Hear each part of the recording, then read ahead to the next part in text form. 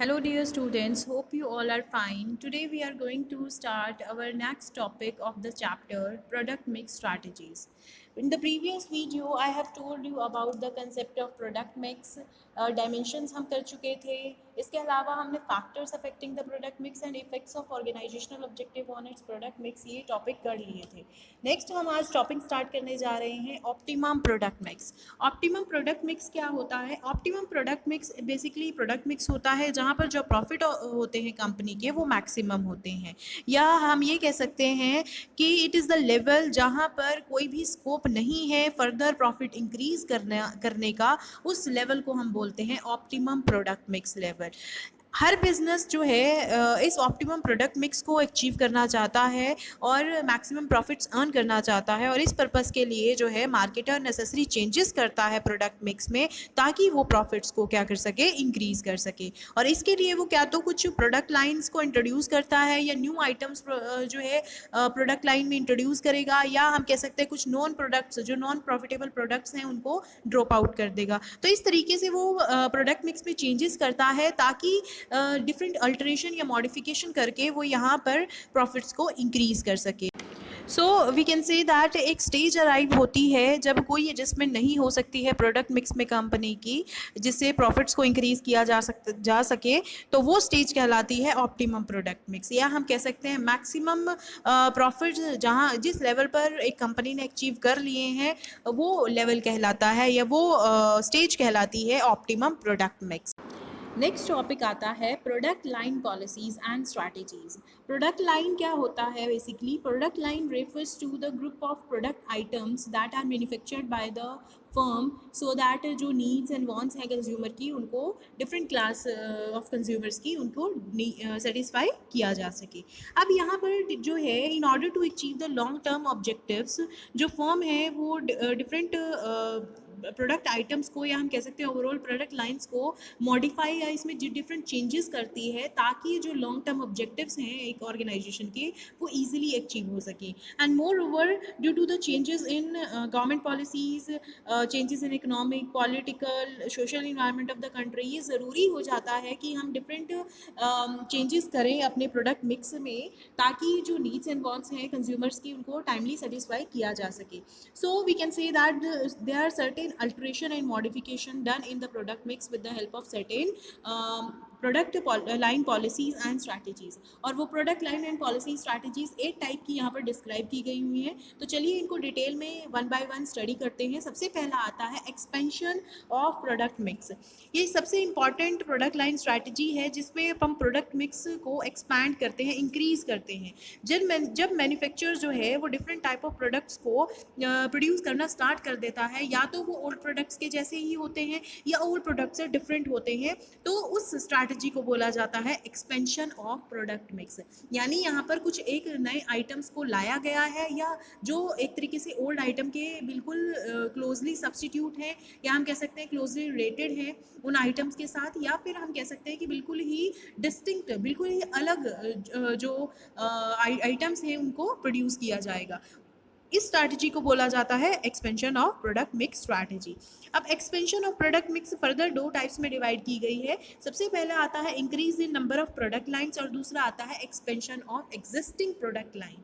अब यहाँ पर increase in number of product lines का मतलब क्या है? इस स्ट्रैटेजी को हम प्रोडक्ट डाइवर्सिफिकेशन भी बोलते हैं. मीन्स अब यहाँ पर एग्जाम्पल ले लेते हैं. एग्जाम्पल से आपको ज़्यादा जल्दी क्लियर हो जाएगा कि कैसे increase in number of product lines ये बोल रहे हैं.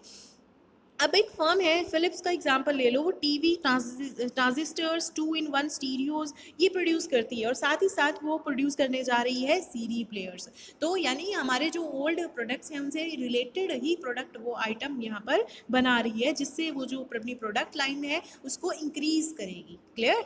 अब नेक्स्ट आता है expansion of existing product line. अब एग्जिस्टिंग प्रोडक्ट लाइन को एक्सपैंड करना, यानी जो ऑलरेडी हमारे पास प्रोडक्ट हैं, ठीक है, उनके ही बेसिकली डिफरेंट हम कह सकते हैं कि उसके ही प्रकार बनाना. ठीक है, तो अब यहाँ पर हम एग्जांपल ले सकते हैं. अगर मान लो फिलिप्स कंपनी जो है वो 3 टाइप्स की इलेक्ट्रिक बल्ब बना रही है और अब वो स्टार्ट करने जा रही है production of 2 varieties of energy saver bulb. अब वो एनर्जी सेवर बल्ब बना रही है. पहले वो सिंपल बल्ब बनाती थी, ठीक है, अब वो एनर्जी सेवर बल्ब बना रही है, तो है तो हमारी एग्जिस्टिंग प्रोडक्ट लाइन जिसको एक्सपैंड किया जा रहा है। क्लियर?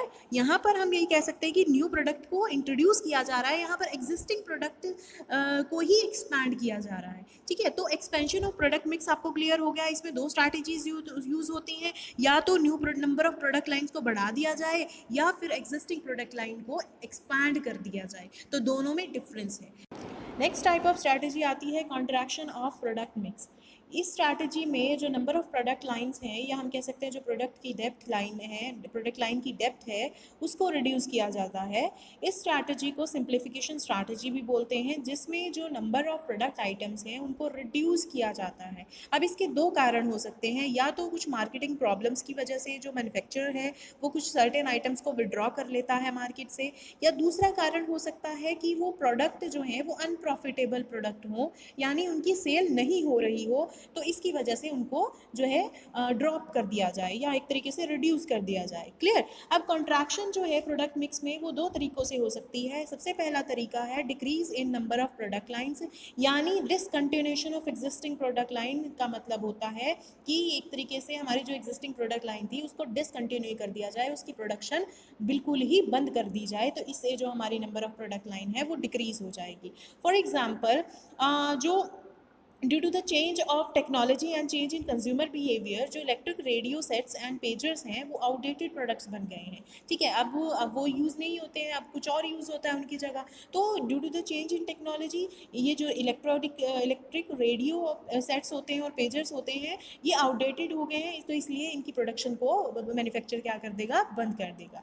नेक्स्ट आता है decrease in number of product items. अब यहाँ पर जो आइटम्स हैं उनमें एक तरीके से हम उनके नंबर में हम रिड्यूस कर देंगे। कैसे रिड्यूस करेंगे? अब जो डिफरेंट प्रोडक्ट्स के कलर्स होते हैं, वैरायटी, साइजेस, स्टाइल्स होते हैं, उनको एक तरीके से हम कम कर देंगे। That is known as the decrease in the number of product items. For example, जो गोदरेज कंज्यूमर प्रोडक्ट्स लिमिटेड हैं, उन्होंने अपनी बाथिंग सोप्स जो बनाते थे उनकी प्रोडक्शन को रोक दिया है। For example, glory and vigil. क्यों रोक दिया है? Because of the competition and because of various marketing problems also, and other reasons can be the consumer behavior or change in technology. Clear? तो कहीं ना कहीं यहाँ पर प्रोडक्ट आइटम्स की, यानी हम कह सकते हैं कि साइजेस, स्टाइल्स या वेराइटीज़ को कम कर दिया गया है, तो इससे भी जो प्रोडक्ट मिक्स है वो कॉन्ट्रैक्ट हो सकती है, रिड्यूस हो सकती है। नेक्स्ट स्ट्रैटेजी आती है development of new uses for existing products. यहाँ पर जो एग्जिस्टिंग प्रोडक्ट्स हैं उनमें ही जो है चेंजेस किए जाते हैं। चेंजेस मीन्स उनके जो है हम न्यू यूजेस लोगों को बताते हैं, और जब भी एडवर्टीजमेंट दी जाती है एग्जिस्टिंग प्रोडक्ट्स की तो न्यू यूजेस पर ही फोकस किया जाता है, उन्हीं के ऊपर ही स्ट्रेस दिया जाता है, सो दैट जो लोग हैं उनको न्यू यूजेस के बारे में पता चले और वो प्रोडक्ट को खरीदें। फॉर एग्जांपल, जो निरमा डिटर्जेंट पाउडर है वो सिर्फ वॉशिंग क्लोथ्स को वॉश करने के लिए ही नहीं यूज़ किया जाता, but it also used for cleaning utensils and floor also. ठीक है, तो ये दो यूजेस और हाईलाइट करने बहुत ज़्यादा ज़रूरी हैं जब भी एडवर्टीजमेंट दी जाए प्रोडक्ट की। नेक्स्ट आता है trading up and trading down strategy. Trading up strategy basically ये कहती है कि जो एग्जिस्टिंग प्रोडक्ट्स हैं उनमें कोई चेंज ना करके यहाँ पर जो कंपनी है वो new high price prestigious products को ऐड करती है अपनी एग्जिस्टिंग प्रोडक्ट लाइन में या प्रोडक्ट मिक्स में। उनका ये मानना होता है कि जो सेल है एग्जिस्टिंग प्राइस प्रोडक्ट्स की वो ऑटोमेटिकली इंक्रीज़ हो जाएगी जैसे ही हम high price prestigious product add करेंगे अपने प्रोडक्ट लाइन में। ये मार्केटर जो हैं ये तभी स्ट्रैटेजी फॉलो कर सकते हैं अगर उन्होंने ऑलरेडी गुड रेपुटेशन अटेन कर ली हो in the low price products, because इसके बिहाइंड एक लॉजिक है कि अगर ये होता है कि गुड रेपुटेशन अर्न कर चुका है एक marketer in the low price products, तो उस केस में जो गुडविल है कंपनी की वो ऑटोमेटिकली इंक्रीज हो जाएगी और जो टर्नओवर है वो भी क्या हो जाएगी, इंक्रीज हो जाएगी। For example, Hindustan lever limited ने डव सोप ऐड की, गोदरेज कंज्यूमर प्रोडक्ट लिमिटेड ने इजी वॉशिंग लिक्विड ऐड किया फॉर डेलिकेट क्लोथ्स। इस तरीके से डिफरेंट कंपनीज ये स्ट्रैटेजी फॉलो करती। नेक्स्ट आता है trading down strategy. Trading down strategy refer to down, यानी मीन्स यहाँ पर लो प्राइस प्रोडक्ट्स को ही ऐड किया जाता है instead of adding the high price products to the existing product line. यहाँ पर ये उनके लिए होता है बेसिकली जो हाई प्राइस प्रोडक्ट जो है कंपनी के वो बाय नहीं कर सकते, तो इसीलिए एक तरीके से न्यू लो प्राइस प्रोडक्ट्स को ऐड किया जाता है एग्जिस्टिंग प्रोडक्ट लाइन में। इससे क्या होगा, जो सेल है कंपनी की वो ऑटोमेटिकली इंक्रीज हो जाएगी, क्योंकि लोगों की अगर कंज्यूमर का जो स्पेंडिंग्स है वो बहुत कम है, ठीक है, उनकी इनकम बहुत कम है, तो they will prefer the low price products, तो यहाँ पर सेल इंक्रीज होने के चांसेस बहुत ज़्यादा बढ़ जाते हैं। फॉर एग्जांपल बीपीएल कंपनी है, उन्होंने पोर्टेबल टेलीविजन्स, लो प्राइस ऑडियो प्लेयर्स, रेफ्रिजरेटर्स को इंट्रोड्यूस किया, जिससे कि जो लोग हैं वो लो प्राइस प्रोडक्ट्स जो है आसानी से खरीद सकें। बट लो प्राइस प्रोडक्ट का कहने का मतलब ये नहीं है कि वो पुअर क्वालिटी के होंगे, इनका ये मतलब है कि क्वालिटी उनकी बेटर रहेगी लेकिन वो प्राइस लो पर ही बेचे जाएंगे। अब यहाँ पर जो सिंगल टब वॉशिंग मशीन्स आती हैं, सैमसंग ने सबसे पहले एडवांटेज लिया इन चीज़ों का, ताकि जो है मैक्सिमम सेटिस्फेक्शन प्रोवाइड कर सके अपने कंज्यूमर को at low price products. Next strategy आती है product differentiation strategy. Product differentiation basically एक मार्केटिंग स्ट्रैटेजी होती है जिसमें जो मैन्युफैक्चरर्स है वो अपने प्रोडक्ट को डिफरेंशिएट करता है on the basis of brand name, colour, size, design, style, price, features, performance etcetera. मतलब कि वो यहाँ पर ये स्ट्रैटेजी फॉलो करता है कि कैसे उसका जो प्रोडक्ट है वो कंपटीटर से बहुत ज़्यादा अच्छा है या डिफरेंट है या यूजेबल है, जिससे जो कंज्यूमर है उसको अगर बाय करेंगे तो उनकी नीड्स एंड वांट्स पूरी हो जाएंगी। So under product differentiation strategy जो मार्केटर है वो सेल प्रमोशनल एक्टिविटीज़ की थ्रू ट्राई करता है to put a psychological pressure on the consumers, जिससे वो ये दर्शाता है कि उसका प्रोडक्ट कैसे सुपीरियर है instead of the competitor product, और कैसे वो जो प्रोडक्ट है मैन्युफैक्चर का वो कंज्यूमर की नीड्स और वांट्स को सेटिस्फाई कर सकता है। सो प्रोडक्ट डिफरेंशिएशन स्ट्रैटेजी जो है सभी प्रोडक्ट कैटेगरीज में यूज़ हो सकती है। It will help the company to fight the non price front, and so we can also say that product differentiation एक इंपॉर्टेंट डिसीजन है हर कंपनी का, बिकॉज ओवरऑल अगर प्रोडक्ट की पॉलिसी बनाई जाए तो it will play a very important role. अब नेक्स्ट आपके स्लाइड में आप अगर ध्यान से देख रहे होंगे तो कुछ वेरिएबल्स दिए हुए हैं प्रोडक्ट डिफरेंशिएशंस के। अब ये वेरिएबल्स क्या है, सबसे पहले प्रोडक्ट फीचर्स। वेरिएबल्स का मतलब क्या होता है कि कुछ एक हिस्से हैं जिन पर हम स्ट्रेस कर सकते हैं, जिन पर हम फोकस कर सकते हैं, सो दैट जो हमारा प्रोडक्ट है वो डिफरेंशिएटेड दिखे from that of the competitor product. तो फर्स्ट पॉइंट है इसमें प्रोडक्ट फीचर्स। तो प्रोडक्ट फीचर्स का मीन्स कैरेक्टरिस्टिक्स, ठीक है, जो बेसिकली प्रोडक्ट बेसिक फंक्शन को सपोर्ट करते हैं, सप्लीमेंट करते हैं। तो हम ये कह सकते हैं कि अगर कंपनी जो है कुछ एक्स्ट्रा फीचर ऐड करे अपने प्रोडक्ट में तो it will succeed in the market. और we can see that this strategy is very famous in mobile phones. अगर मोबाइल फ़ोन्स जो है नए नए हम कह सकते हैं कि हैंडसेट आते हैं तो उसमें नए फीचर्स आते हैं, तो हम सबसे पहले फीचर्स पर ही गौर करते हैं कि क्या क्या फीचर्स हैं इसके, क्या ऐप्स हैं इसमें डाउनलोडेड, ठीक है, तो हम ये इन चीज़ों पर ही फोकस करते हैं। तो ये चीज़ जो है, ये स्ट्रैटेजी जो है mobile phones, TV, watches, cameras, refrigerator, mobile automobiles, calculator, footwears, तो इन सारे प्रोडक्ट्स में जो है बहुत ज़्यादा फेमस है। सो प्रोडक्ट के जो करेक्टरिस्टिक्स होते हैं उन पर भी ध्यान देना बहुत ही ज़्यादा ज़रूरी है under the product differentiation strategy. Second point आता है प्रोडक्ट परफॉर्मेंस। प्रोडक्ट परफॉर्मेंस होता है एट द लेवल जिस पर जो प्रोडक्ट के प्राइमरी करेक्टरिस्टिक्स हैं वो ऑपरेट करते हैं, मतलब किस तरीके से जो हमने फीचर्स ऐड ऑन किए हैं वो किस तरीके से ऑपरेट कर रहे हैं, कैसे परफॉर्म कर रहे हैं। अब परफॉर्मेंस लेवल जो है वो 4 तरीके का होता है, लो, एवरेज, हाई एंड सुपीरियर। यानी हमारा जो कंज्यूमर है उसको हमारे प्रोडक्ट को खरीदने के बाद जब वो उसको यूज़ कर रहा है तो क्या वो फुली सेटिस्फाई है या नहीं है, तो उस बेसिस पे हम ये कह सकते हैं कि उसकी परफॉर्मेंस को जज किया जा सकता है। तो मार्केटर और मैन्युफैक्चरर जो है वो एक प्रोडक्ट की परफॉर्मेंस लेवल को डिज़ाइन करते हैं ताकि जो टारगेट मार्केट है उसकी जो नीड्स एंड वांट्स है उसको अचीव किया जा सके, और साथ ही साथ कंपटीटर्स के परफॉर्मेंस लेवल्स को भी स्टडी किया जा सके, so that one can compete with the competitor in the market. अब यहाँ पर जो है 3 स्ट्रैटेजीज हैं अंडर द प्रोडक्ट परफॉर्मेंस। और वो स्ट्रैटेजी क्या है, या तो मैन्युफैक्चरर जो है कंटिन्यूटी में प्रोडक्ट की क्वालिटी को इम्प्रूव करता रहे, साथ ही साथ वो प्रोडक्ट की क्वालिटी को एक लेवल तक मेंटेन करके रहे, that is very also important. And third आता है कि प्रोडक्ट में जो मैन्युफैक्चरर्स होता है या जो प्रोड्यूसर होता है वो प्रोडक्ट की क्वालिटी को जो है वो कम कर दे, सो दैट जो राइजिंग कॉस्ट है उसको हम जो है कंज्यूमर जो है वो राइजिंग कॉस्ट पर भी जो प्रोडक्ट है उसको बाय कर सकते हैं। नेक्स्ट आता है प्रोडक्ट ड्यूरेबिलिटी। ड्यूरेबिलिटी क्या होती है कि expected operating life of the product, ठीक है, कि कितने सालों तक वो प्रोडक्ट चलेगा। तो बायर्स जो हैं ज़्यादा प्राइस पे करने के लिए तैयार रहते हैं अगर प्रोडक्ट की ड्यूरेबिलिटी क्या हो, अच्छी हो। For example wrist watches, furniture, electric bulb ये बेस्ट एग्जांपल हैं ड्यूरेबिलिटी के, क्योंकि ये बहुत सालों तक चलते हैं। तो अगर ये बहुत सालों तक चलेंगे तो इसके हाई प्राइस अगर होंगे तब भी हमारा कंज्यूमर इनको बाय कर लेगा।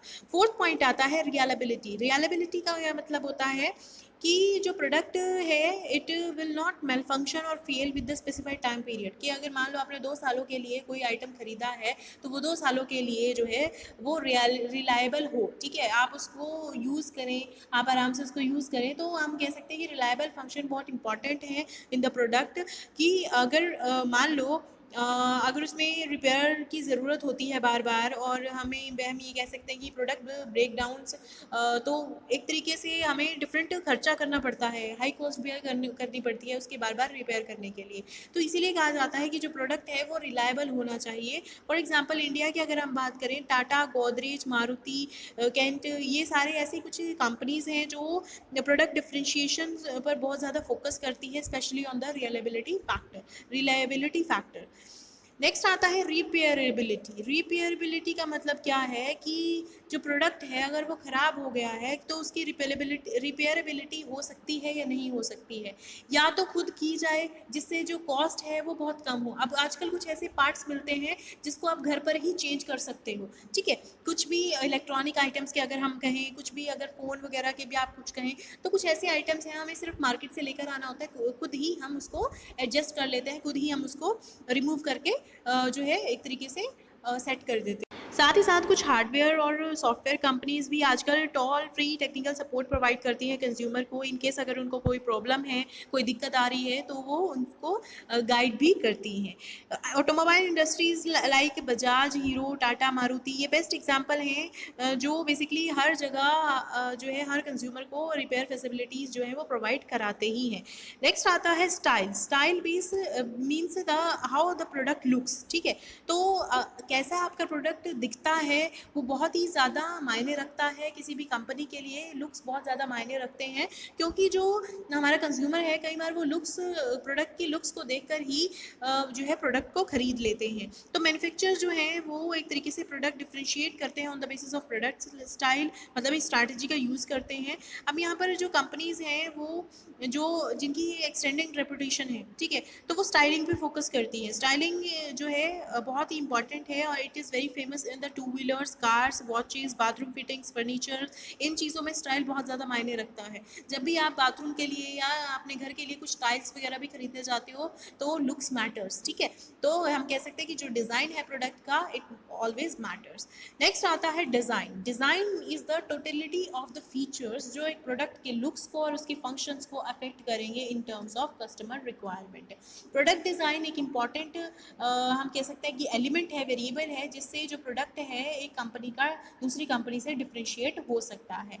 And design is very important in some footwears, readymade garments, कुछ मार्केटिंग ड्यूरेबल इक्विपमेंट्स होते हैं, फर्नीचर, ज्वेलरी, इन चीज़ों में डिज़ाइन बहुत ज़्यादा मायने रखता है। मान लो अगर आप कोई शॉप पर कोई गोल्ड का सेट खरीदने जाते हो, नेकलेस लेने जाते हो, तो वहाँ पर डिज़ाइन बहुत ज़्यादा मायने रखता है। So there are many companies जिन्होंने जो है अपने आप को इस्टेब्लिश किया है as a designer leaders in the above all the products, जो भी मैंने बताया, जैसे ज्वेलरी है, फर्नीचर है, फुटवेयर्स हैं। तो इन केसेस में जो है डिज़ाइन बहुत ज़्यादा मैटर करता है।